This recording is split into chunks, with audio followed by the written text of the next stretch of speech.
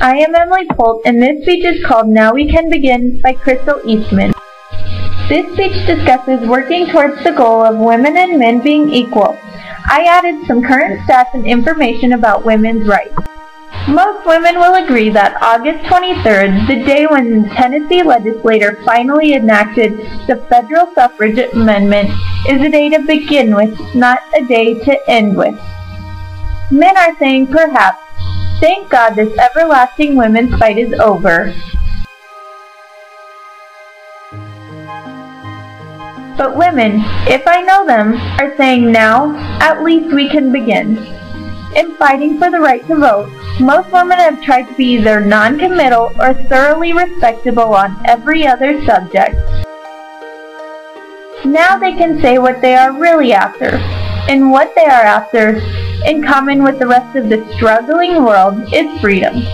Freedom is a large word.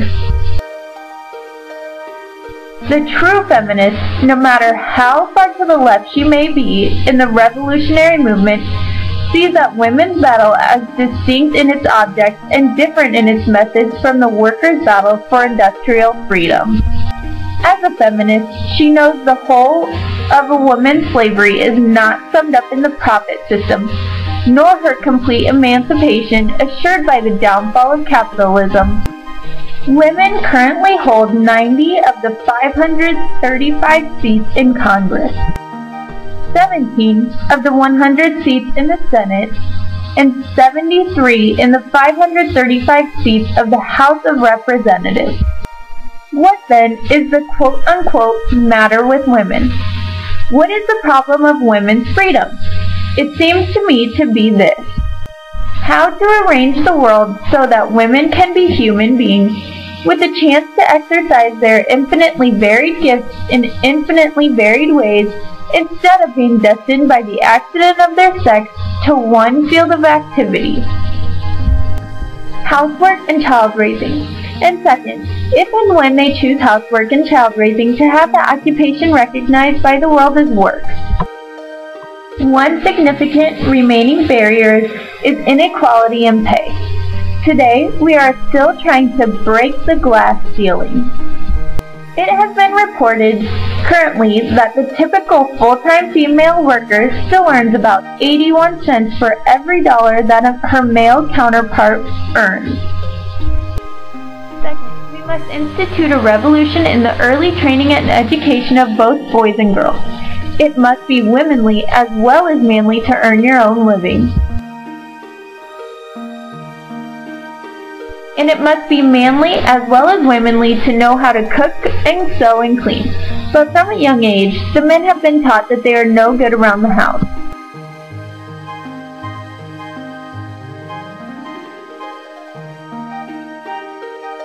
A growing number of men admire the woman who has a job, and especially since the cost of living has doubled, rather like the idea of their own wives contributing to the family income outside work. Many families need the second income in a way to manage, but all too often, the woman is left to do housework at the end of the day. Cooperative schemes and electrical devices will simplify the business of housemaking, but they will not get rid of it entirely. As far as we can see ahead, people will always want homes. And a happy home cannot be had without a certain amount of rather monotonous work and responsibility. We must change this by bringing up feminist sons. Sons, daughters, they are born of women. How can women be free to choose their occupation at all times, cherishing their economic independence, unless they stop having children? This is a further question for feminism.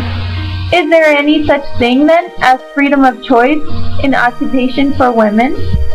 The feminist must have an answer to these questions, and she has. The immediate feminist program must include voluntary motherhood. Birth control is just an elementary essential in our propaganda as equal pay. Women are to have children when they want them.